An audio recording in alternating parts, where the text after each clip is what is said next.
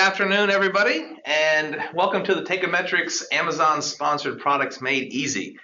It is January 25th at 3 o'clock in the afternoon on the East Coast of the United States. We really just want to welcome everyone and thank everybody for making some time today. We've got an extraordinary topic to discuss.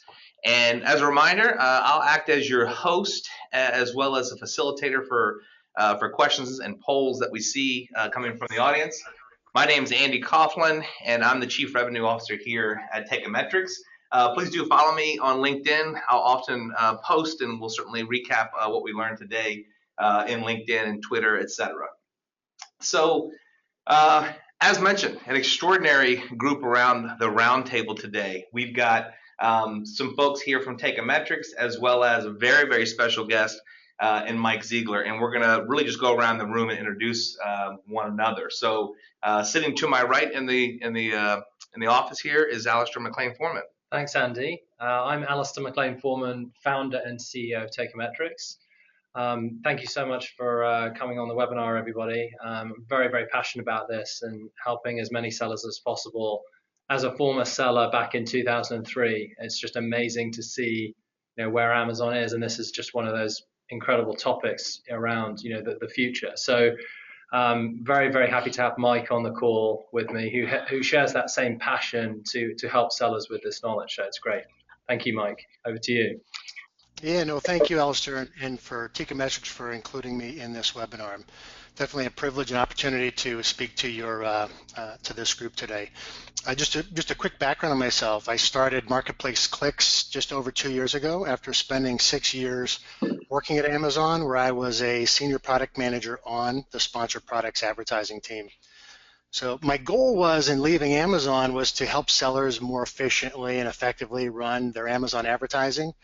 And so the focus of my company is exclusively Amazon advertising. And the group out there can learn more by going to marketplaceclicks.com. Thanks, Alistair. Awesome. Thanks, Mike. This is Joe Doobie here on the Takeometrics team, and I work with product strategy here with our team. My background, I started my career in consulting with Accenture and then was involved in pricing and analytics at Staples and most recently at Gazelle. And I joined the team here just over a year ago, and I'm looking forward to diving into the presentation and sharing some easy tips with you guys. Hand it over to Tish. Hi, everyone. I'm Atish Salvi. I'm the CTO at Takeometrics. I just actually recently joined here. I come from an ad tech background. My prior life was at Nanigans, where we were one of the largest partners that Facebook had on the ad side, and we're doing over several $100 million worth of advertising on Facebook back there. Before that, much like many of our sellers, I was an entrepreneur. I've been a founding member of over 7 startups, most of which were in the retail space. Awesome. So thanks, everybody.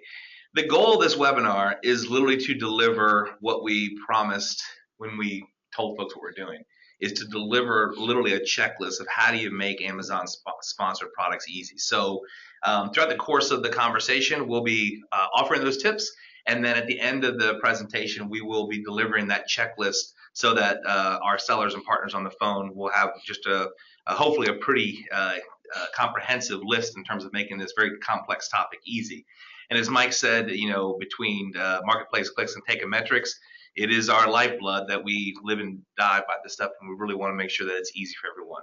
And thanks, Andy. Just to remind the audience to interact with us, there's just a great opportunity to ask us questions. We're going to have a section at the end of the webinar if we've got time for Q&A. So please send your questions in.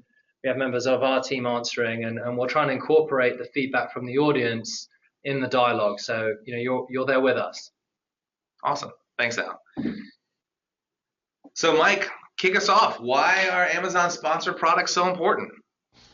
Yeah, great question, and this is a key question. I can remember actually being at Amazon and spending quite a bit of time, whether it's on webinars or just talking with sellers, trying to convince them why they should use sponsored products. And that sales pitch is much easier now.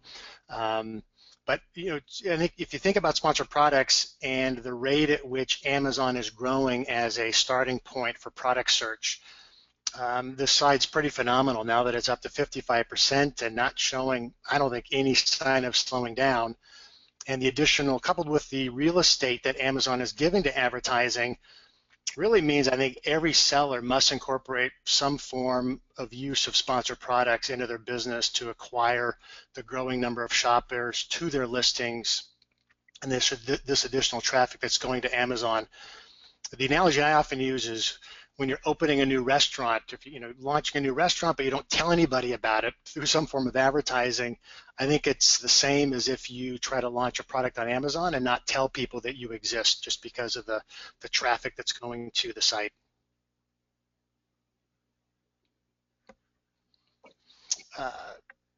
Leading into what are, and let's quickly define what are sponsored product ads. The program itself launched in 2012 as a way for sellers to gain visibility to their Amazon listings, and of course for Amazon to monetize the search results as well. So Amazon is making some significant revenue from this program. And the good news is Amazon has a dynamic system for analyzing and serving ads, which ensures that you have to be winning the buy box for an ad to show. So you're not going to be pushing competitors to, or you're going to be pushing traffic to a competitor's listing, and you're not going to get the sale. So it's a very dynamic.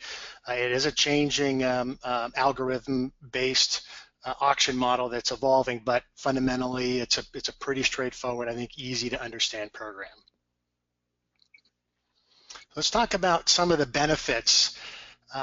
There's a wide range of benefits, and you can see at the top here benefits of different reasons why you might want to use advertising, launching a new product, boosting declining sales rank, and so on. And of course, brands and sellers are big beneficiaries of sponsored products, but what's not widely known or appreciated is that one of the biggest winners is customers. If you think about organic results are typically ranked in a BSR rank. I know I'm oversimplifying that a little bit, but generally it's a BSR rank, bestseller rank, that's showing organic search results. But that means shoppers may not get exposure to new listings with unique features or complementary products that may not show up until deep into organic search, which means they're never going to get discovered. So customers really, I think, benefit by getting exposed to an enhanced and a wider breadth of selection and complementary products as they're searching, beyond just what is considered a bestseller.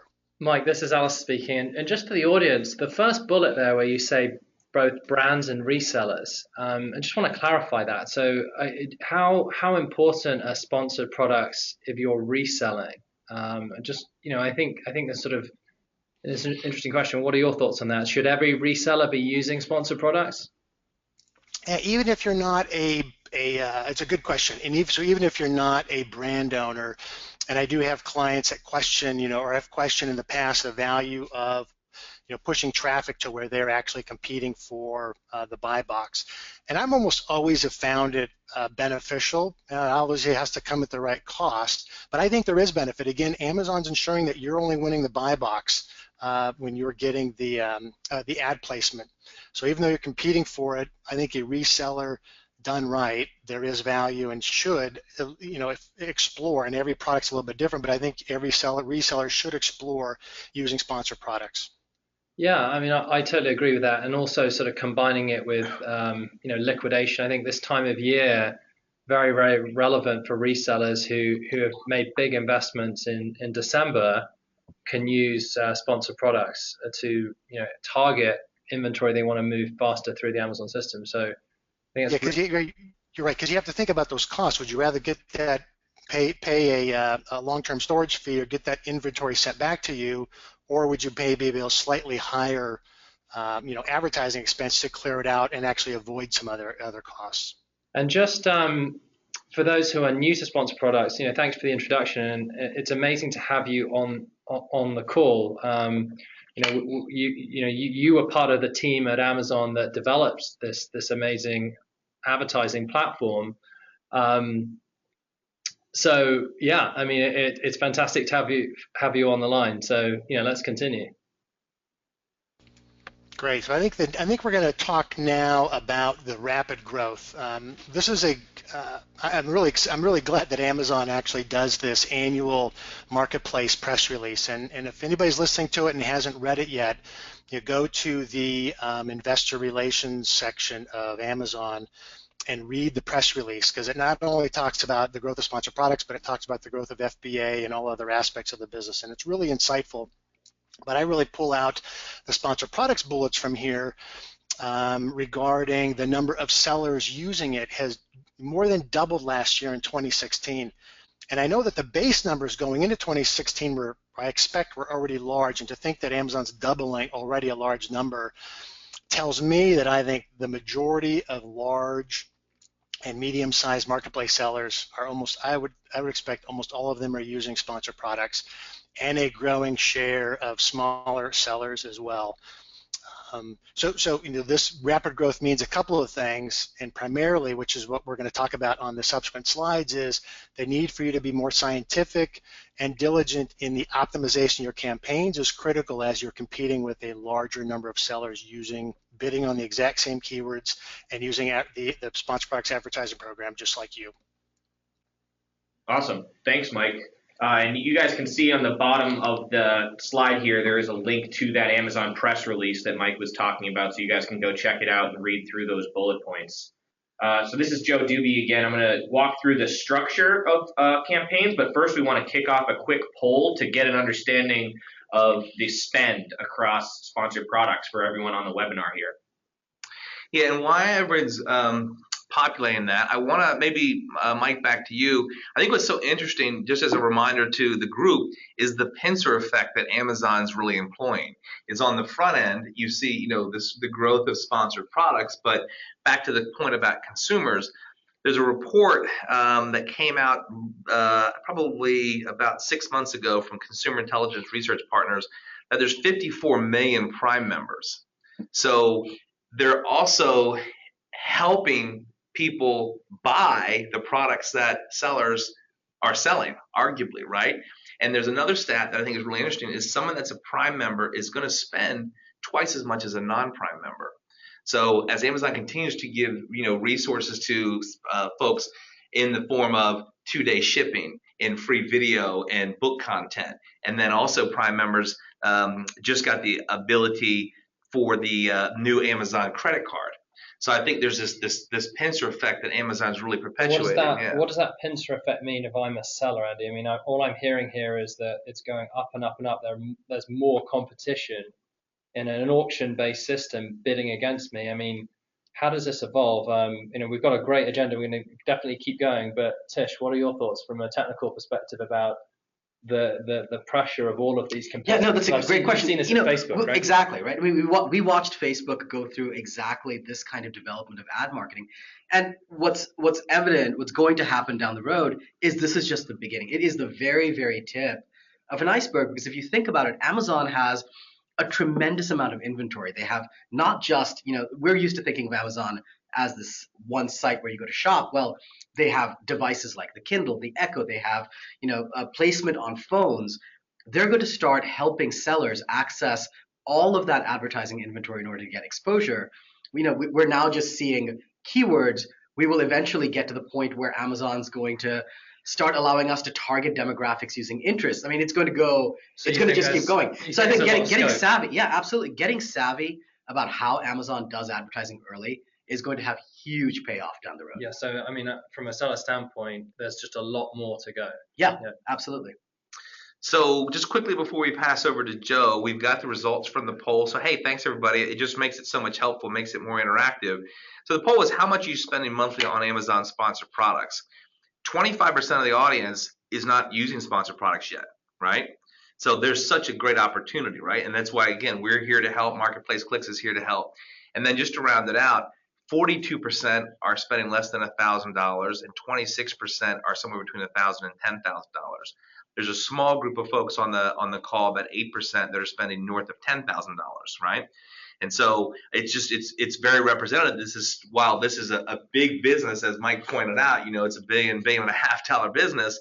We still have a lot of sellers out there that aren't quite ready to use sponsored products. And just a sort of simple simple address around those numbers.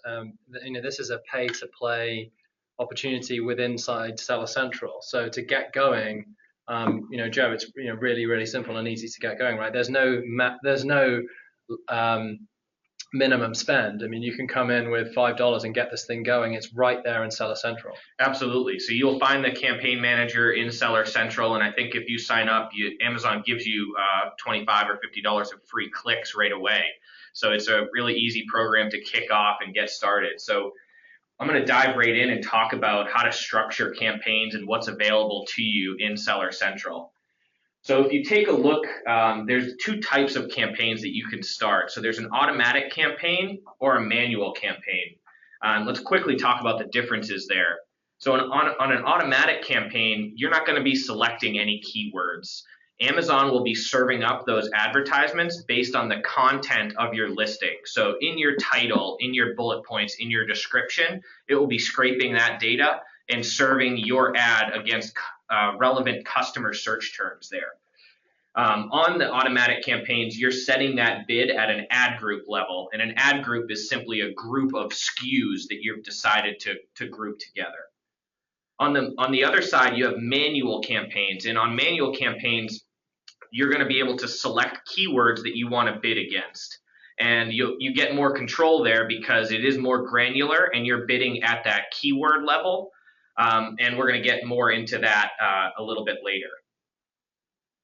So what are the pros and cons of each of these? So on the automatic side, it's very easy to set up. Very low barriers to entry. You could get one set up in 5 minutes in Campaign Manager. So it's going to be really easy to set up, but it's going to be difficult to control your bids and really get that granularity that you can actually do in the manual side of things. So the manual side is going to be more difficult and require more maintenance, but it gives you more ability to target those customers and really turn up what's working and turn down the spend that's not efficiently converting into sales. So what's actually automatic? And just want to cover that a little bit. I think it's, how much of this is automatic, and, what is Amazon doing when you go in there and click the automatic button? Yeah, so Amazon is taking that data from your listing and understanding what category your product is in, and it's serving up ads based on your title, the item type of the product, and then all of the bullet points and descriptions. But Mike, I know you had a comment here on how Amazon is always sort of changing those customer search terms that it's serving up against automatic campaigns. Do you have a note there? Yeah, I think what should be known is that what Amazon exposes from a keyword perspective in automatic campaigns is not static.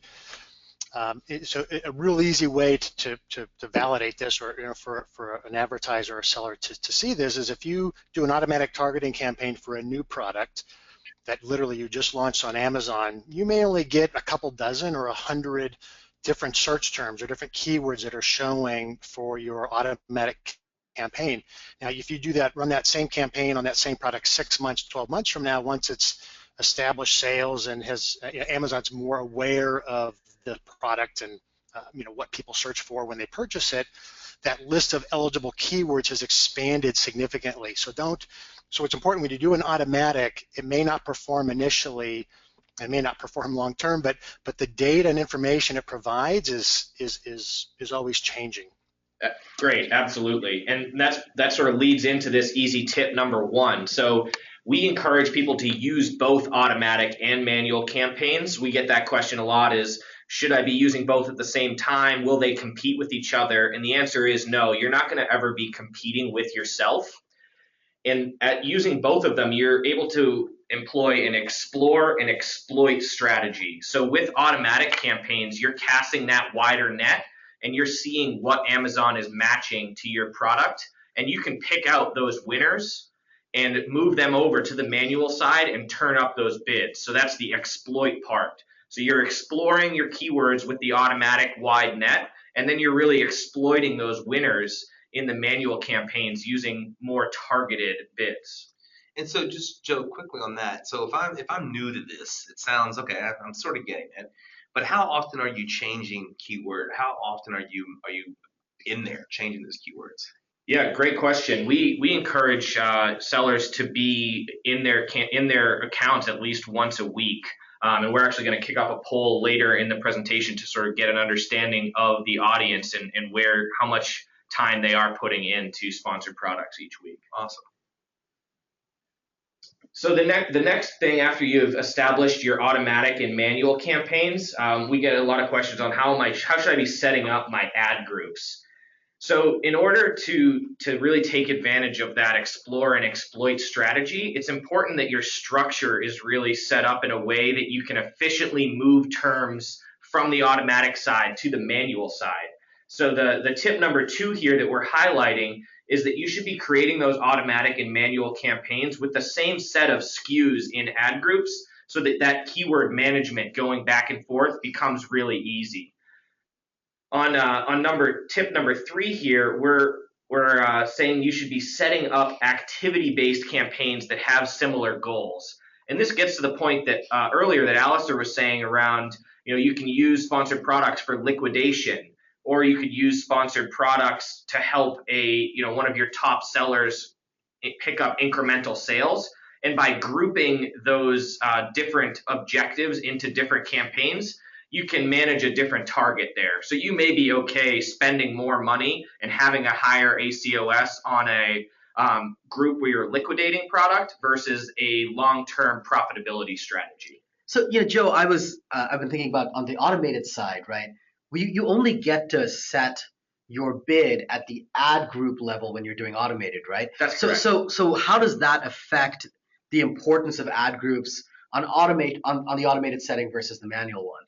Right. So by grouping like products together, you're going to have more control over that automatic ad group bid. So if you just had your entire catalog in one automatic ad group, you can't effectively bid up and down on that automatic campaign, and all of the winners and losers will sort of be in one big bucket together. So it's much more efficient to break those like products out into ad groups so that you do have the granularity to affect the bids.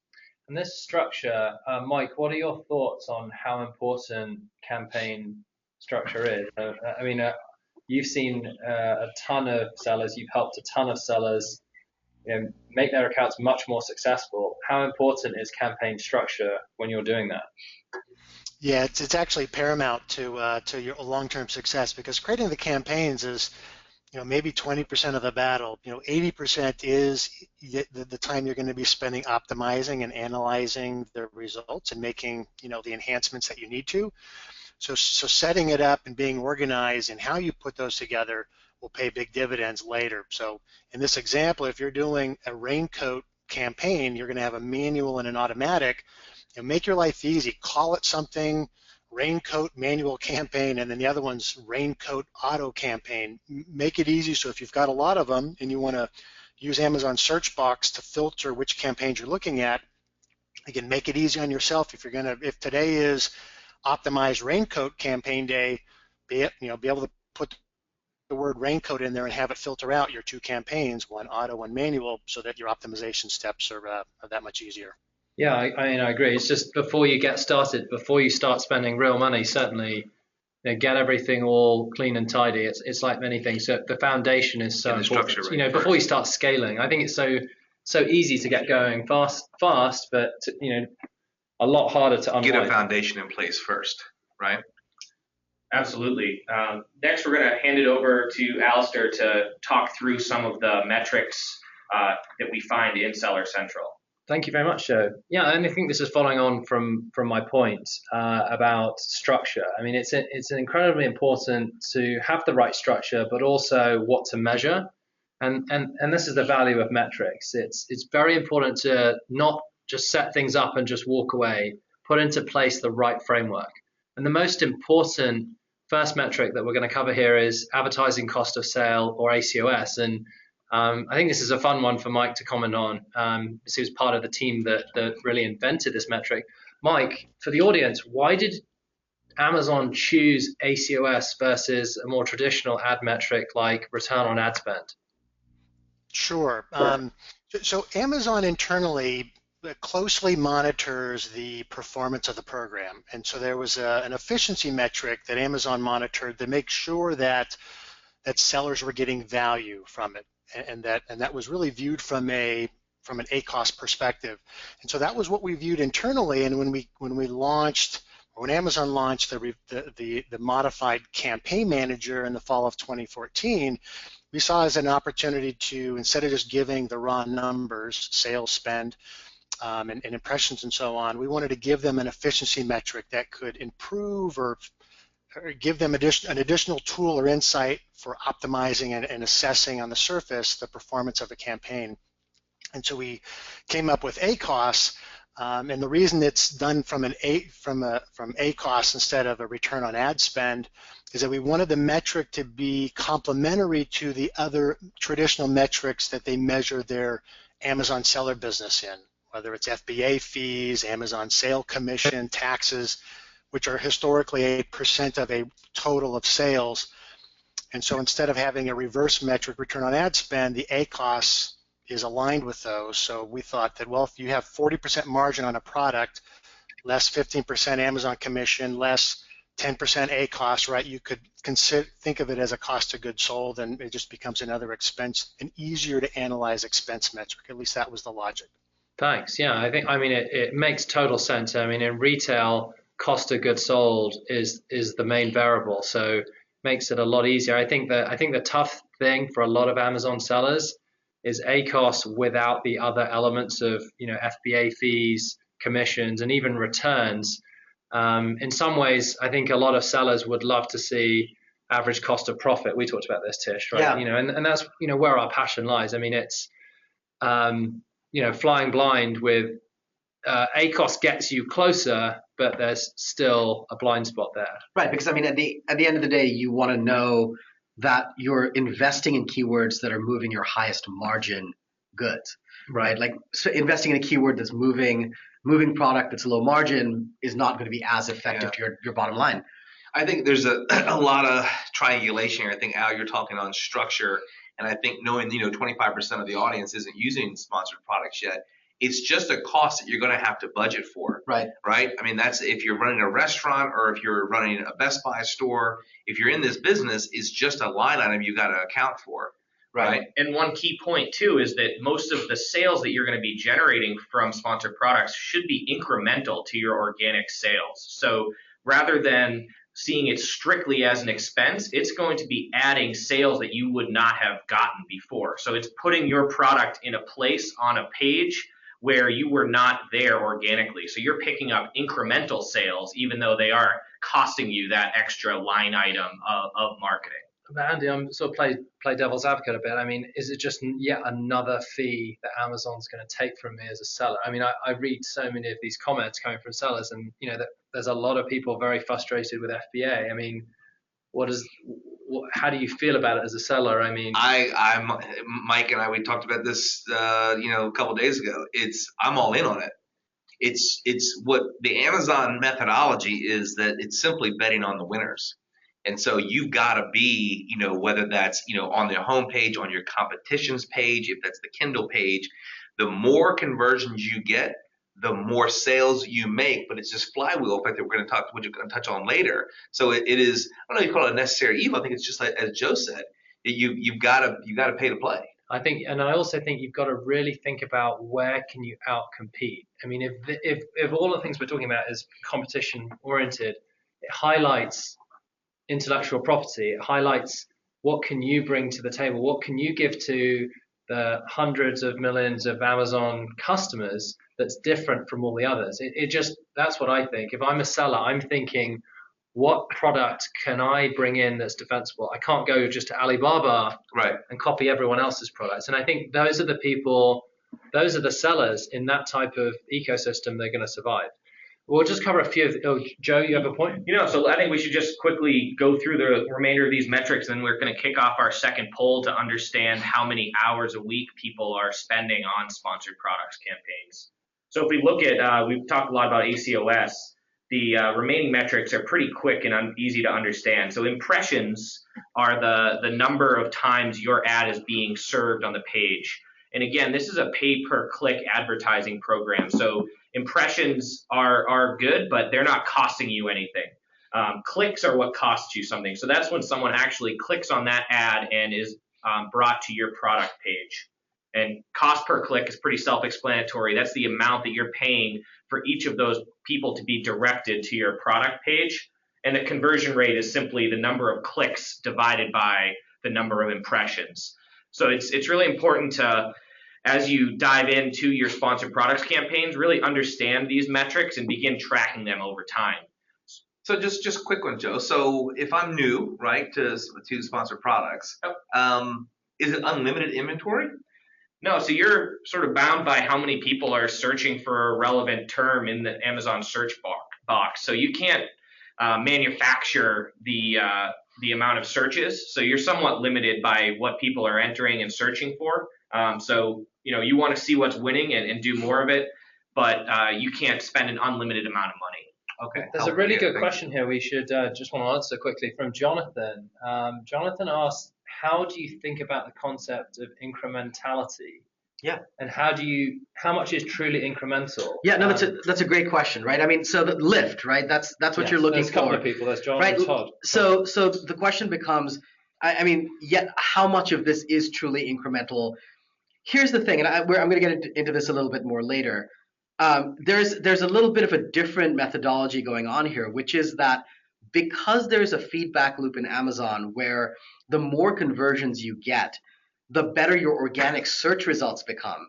It's very hard to judge sponsored products solely on the basis of incrementality, because in fact, the increased exposure, if it's getting you more conversions, could also be improving your organic search position within the site. So search and star rating. Search and star rating, right? Exactly, Yep. right? But I mean, I think it's a valid question of whether or not you're going to see. And I think one of the things that sellers can do is when they start using keywords, look at whether or not they're seeing that boost. If you have a baseline of what your sales look like, prior data, right? Certainly when we're working with our sellers, we know what their prior sales numbers look like.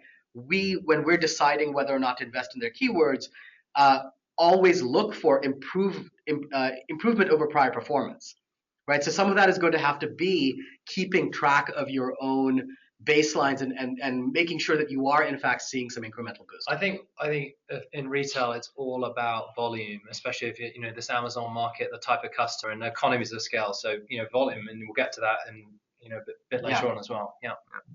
So we've got a good question though. Yeah. So we've got a poll. I think Joe, you had touched on this earlier. Yeah, so we just want to get a quick understanding from the audience on how much time you're spending each week on managing your sponsored products campaigns. So I have a question about ACOS. One of the interesting things about sales is there's usually an attribution window for a sale. Is that true I believe that is true for ACOS, right? I mean, Joe, can you talk a little bit about what effect that has? Yeah, absolutely. So by default, what you'll see in Seller Central in the Campaign Manager is a 7-day click attribution window. So anyone who clicks on that product gets a 7-day period to come back and make that sale. So rather than if you dive deeper into some of the other Seller Central reports, you will get that visibility into a 1-day window, a 7-day window, or a 30-day window. Right. Right. And do we have the results from the poll? We do. Once again, thanks everybody. It just is so helpful to have the dialogue in this way. So here we go. So poll results: 24% no time during the week at all. Okay. 56% between 1 and 3 hours per week, and then the remainder, 12% 4+ hours, and 5% on 8 hours per week. So wow, that's a lot of work. And then 3% are actually outsourcing sponsored products management. So that's very interesting. I mean, Tish, what are your? It's funny because this relates to what I was saying about the window, right? The attribution. If you're selling a product that tends to have sales in a 1-day window from click, let's say, then you really should be visiting. I mean, in an ideal world, right? Your ACOS, you're getting that sale data back day on day.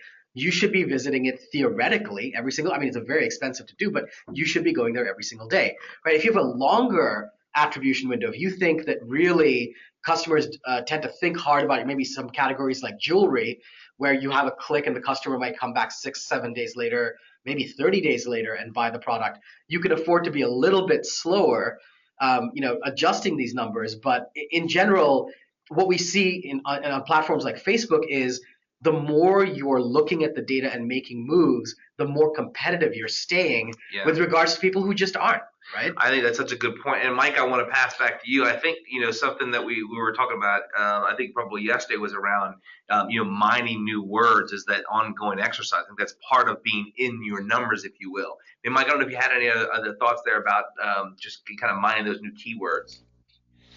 Yeah, it's when you're looking at that pairing of a manual and an automatic campaign, it's because it's not only mining keywords, but you'll talk shortly about how to cut out the stuff that's not working.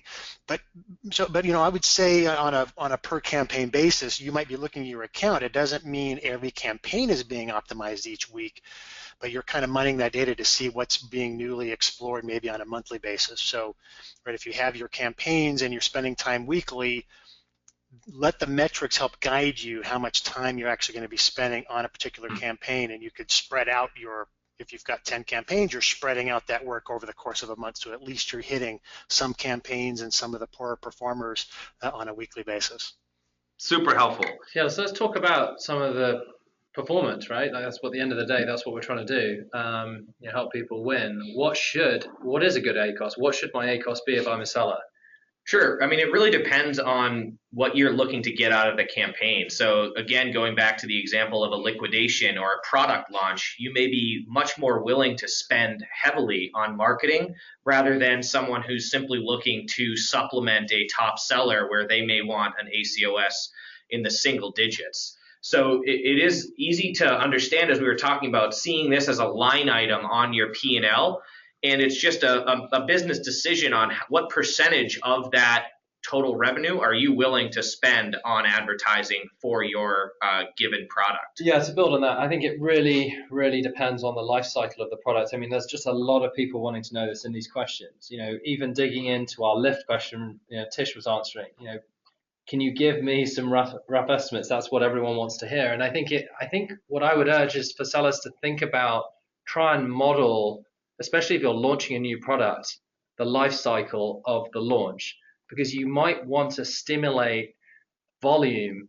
You want to really try and get as many conversions as possible. So you might want to offset, a pretty expensive ACoS, a pretty poor metric, but that is part of the strategy to get those reviews, get the conversion. Well, and I think there's an important corollary here, which is ACoS only benefits you if you've already got the buy box.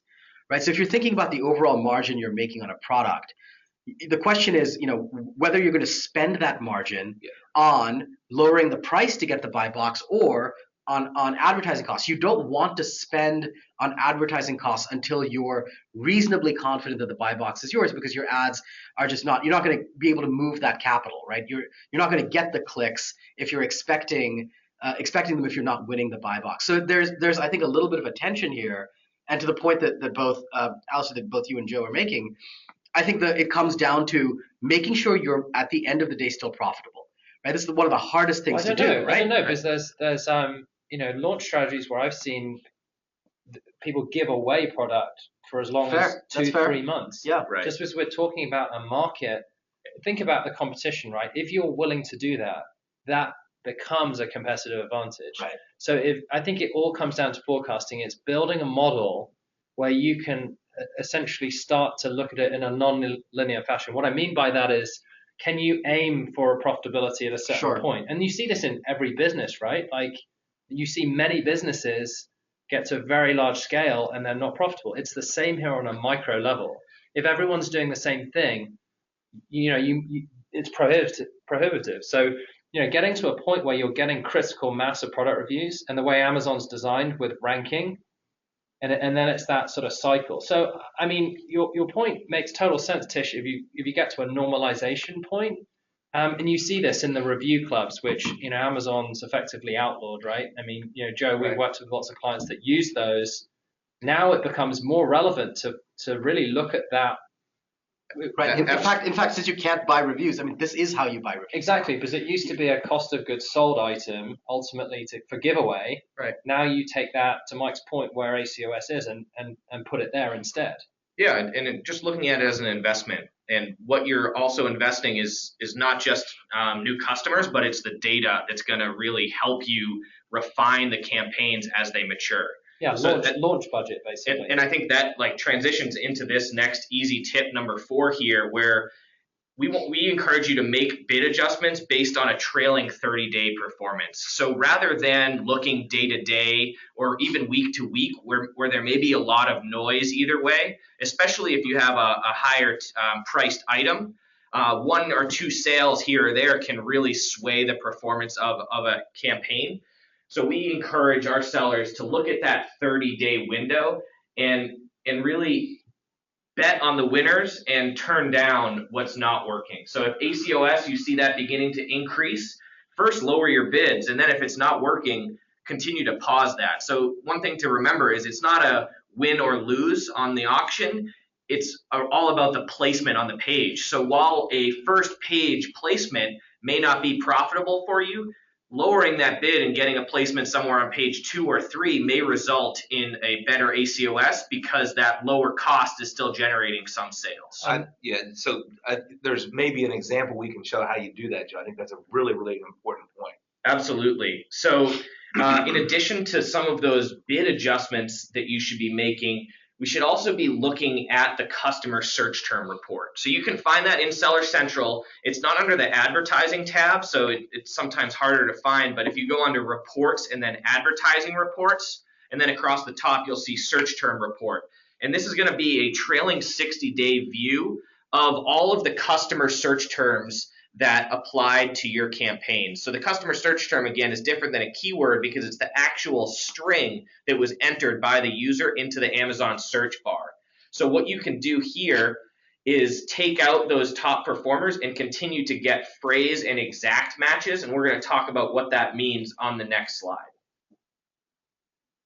So what are match types? So in this example, for an orange raincoat, there's broad, phrase, and exact. So on a broad match, the terms waterproof raincoat orange, waterproof orange raincoat medium, those would all serve against that search term. So it's the same, it's those words in any order with any other words mixed in there as well. Then moving down the line, you have a phrase match, which is going to be those exact order, orange raincoat, with a star on either side. So any other modifiers for men, medium. And then you get to exact match, which is simply that exact string. And the importance here of moving from broad to exact is that as you hone in on those search terms that are working for you, there's going to be less competition on those exact match terms, so you'll be paying a lower price. So Mike, is it correct in saying that an account or a seller that has optimized will have more exact match terms? Is that a true statement? Yes, they will have a growing set of exact and phrase match beyond just broad match. It doesn't necessarily mean in an absolute term that there's more exact match terms than broad match, but from when you start, yes, let's say an optimized campaign after a couple of months will have a growing set of exact match keywords that you have discovered through the search term report that you've promoted from that you've promoted from under a broad match into its own term with its own bid that you can target specifically. Awesome. Yeah, then so the other side of finding those real winners is the negative keywords. So on easy tip number 6 here, we have using that search term report, you should be identifying opportunities for negative keywords. So what are those? Those are terms that what I encourage you to do is take that search term report and filter by the amount of spend on a customer search term and look where there's 0 sales. So there may be cases where people are searching for a competitor brand that isn't your product, and you're spending hundreds of dollars a month and not generating any sales. So by adding a negative keyword, you're turning that spend off and you're enhancing the performance of the rest of the campaign. So it's just waste, just cutting out waste. Absolutely. Like and leaving the heating on when you're out for 2 days. Exactly. And we see, customers who aren't taking advantage of negative keywords are throwing away hundreds of dollars a month. Yeah, I'll emphasize the value of negative keywords. It's one of the most powerful things you can do to improve performance. You could potentially take a broad match keyword that has an ACoS of 50%, add a few negative terms to, let's say, orange raincoat, and then that broad match can then start to be performing at half the ACoS as it was before. So I'm really a firm proponent in the value of a negative keywords. Awesome. Yeah, moving right along, we want to talk more about the power of some of the reporting that's available in Seller Central. So rather than going in one by one and adjusting these bids in the Campaign Manager interface, there's a bulk report that's available. And if you click into the bulk operations tab in Campaign Manager, it allows you to select a date range. And again, we recommend a 30-day date range just because it does smooth out the spikiness of the data. And with that bulk operations report, if we go to the next slide, you'll actually see that you can not only download the report and see the performance, but you can make changes right in Excel and upload those changes so that you can make those changes in bulk. So walking through the example here, again, talking about eliminating that inefficient spend, just like adding negative keywords, you also want to take a look at the performance by keyword. And the example here where we have the term men's sneakers, which is a broad term, if you look across that row, there's 100,000 impressions with $350 in spend, generating $1,000 in sales. So it is generating you sales, but that 35% may be on the higher side if you're only making 20% in margin on this item. So what we'd recommend there is taking a look, just making a change right in Excel under that max bid column where you see 50 cents as the current bid, lower that and continue to test, lower it by 10%, by 20% and see if the efficiency improves there. Another thing you can do right through this bulk upload file is pausing keywords. So if you see the status column there, that term men's Converse, you've spent $75 and gotten 200 clicks, but no one's buying your product.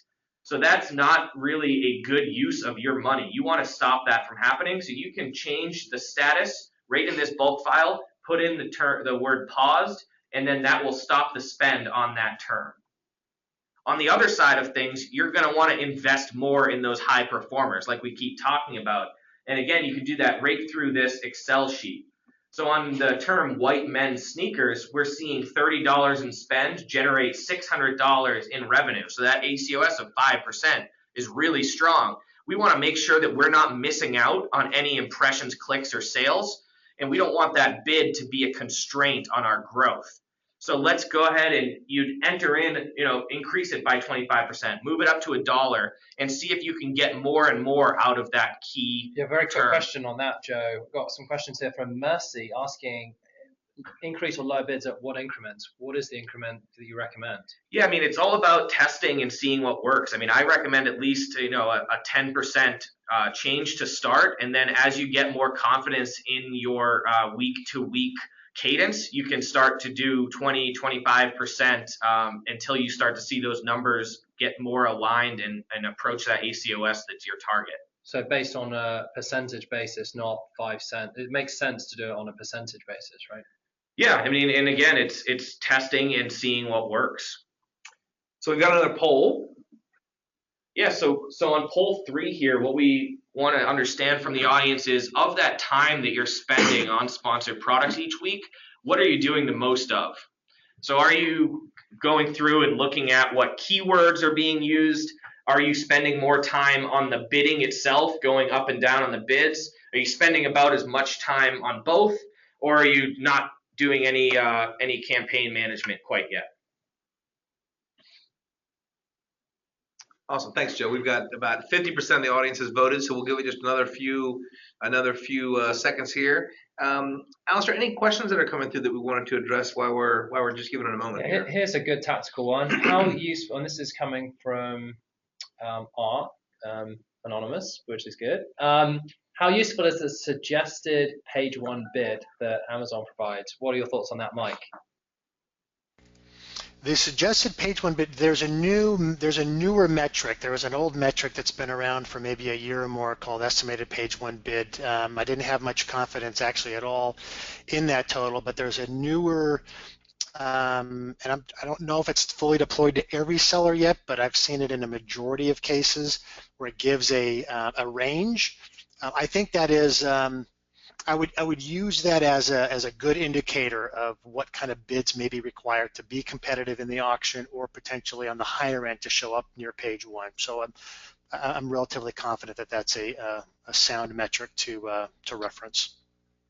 Yeah, and the important thing to note there is that that's showing you the range for getting onto page one. So it is like very useful to look at, but we encourage you to make bids based on the performance. So it may not be profitable for you to always be on page one. So that's why we're encouraging you to download that 30-day report, take a look at the performance, and make those bid adjustments based on the delivering of sales rather than getting simply on the first page. Yeah, completely agree. Awesome. Thanks, guys. So, hey, the results have come in. In terms of working on sponsored product campaigns, where are you spending your time? It's across the board. So you've got 19% of the audience is focused on keywords used, 27% bids on keywords, 29% an equal a mix of both, and then 25% neither. I don't have any campaigns yet. So I think there's a little bit of a theme here, right? A bunch of folks here just getting started in the Amazon sponsored products. So we're certainly hopeful that this is helpful for folks that are using Amazon sponsored products and new folks into the Amazon ecosystem. So yeah, let's carry on. We've got we've got Atish Salvi here, who's our new CTO, who'll lead this portion, how paid traffic leads to organic traffic. Sure. So what I really want to address here is we talked about lift and incrementality. The question is, well, why, if I already have good organic search results in a successful business, should I use sponsored products, right? Why should I bother, paying even more money for these? And it turns out that at the end of the day, the sponsored products have a direct impact on your organic search. So, for example, one thing that you can't do with just organic search is appear on your competitors' listings, right? Now, Amazon has a wealth of inventory. With organic search, you are going to appear in one page, but with sponsored products, you could end up appearing on your competitors' products. You could end up appearing on other devices, right? You could have a much broader exposure. Mobile, absolutely, which is huge, right? Which is probably the fastest growing segment for Facebook and Google, right? So in terms of incrementality and lift, this sort of muddies the equation because, I mean, to put it bluntly, imagine if you could buy sales rank. You can't really, but in a way, buying sponsored products is like buying sales rank, because what happens is you increase exposure, and as a result, you increase your sales rank through conversions, right? So you are effectively putting money towards making that happen. And so strategically, you're thinking about, I think, as a seller, whether or not you're willing to invest that extra capital in buying up sales rank or buying reviews or, right, getting market share. And that's when you want to be investing most heavily in sponsored products.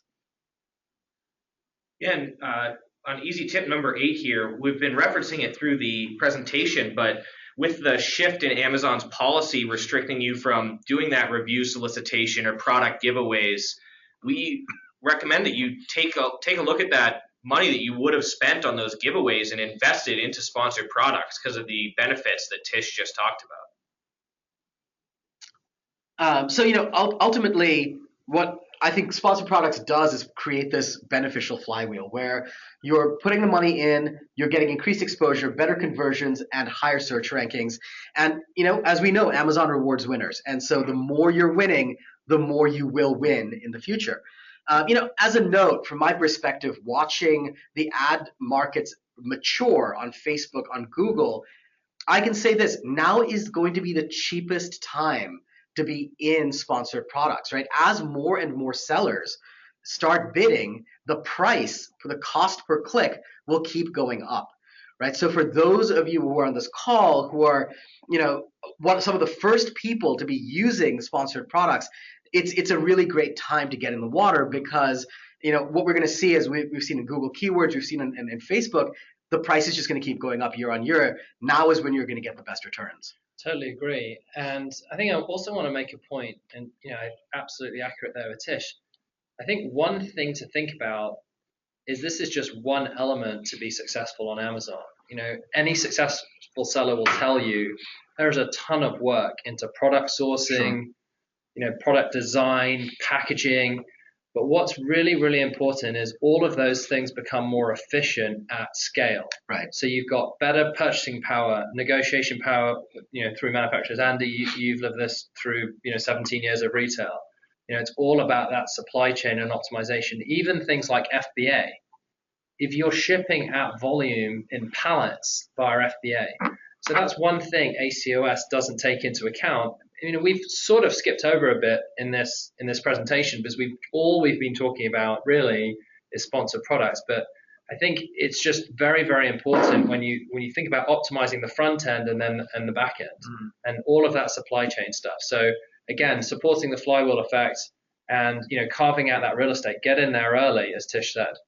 Yeah, I think we're just about at time. We've got a couple minutes left, and I think you touched on something, Alistair. The topic itself is so robust. We're going to have more and more resources available to focus on sponsored products, but also the broader ecosystem, this flywheel effect that Alistair is talking about. So we do have we've got an upcoming webinar that's specifically geared at lowering your FBA costs. So please join us on February 22nd. The link is there. And then we also have one more right behind that on March 1st, focused again on how to lower your Amazon sponsored products cost. So it's a really fun and exciting topic. So we're investing our time and energy there to make it valuable for our partners and for sellers.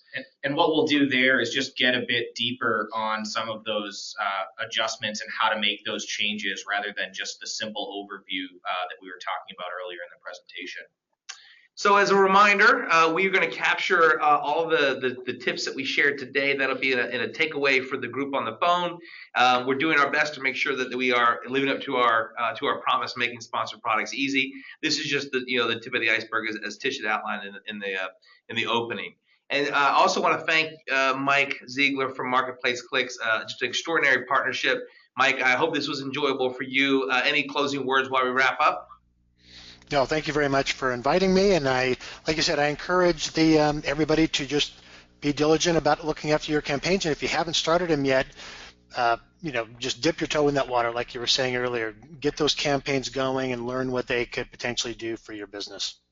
Yeah, thanks, Mike. And it's funny, we got one more minute left. I think this is one of the questions that kept popping up, is about a starting budget. Yeah, exactly. For those wanting to, let's talk about that. So if you're getting going, Joe, what do you think? You've worked with lots of sellers.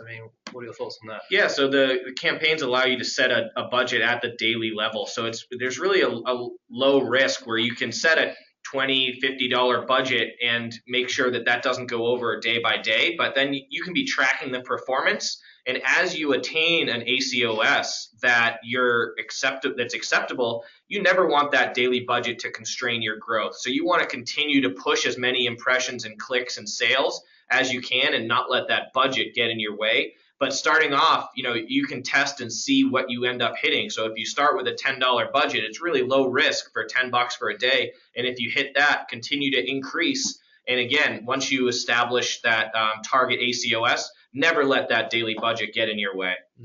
Awesome. I think that's a great way to wrap up. So once again, thanks everybody on the phone for joining. We hope it's valuable. Please reach out to us on Twitter, Facebook, LinkedIn, here at Takeometrics as well, and Marketplace Clicks. So thanks everybody. Have a wonderful rest of your week, and we're here to help you if you need anything.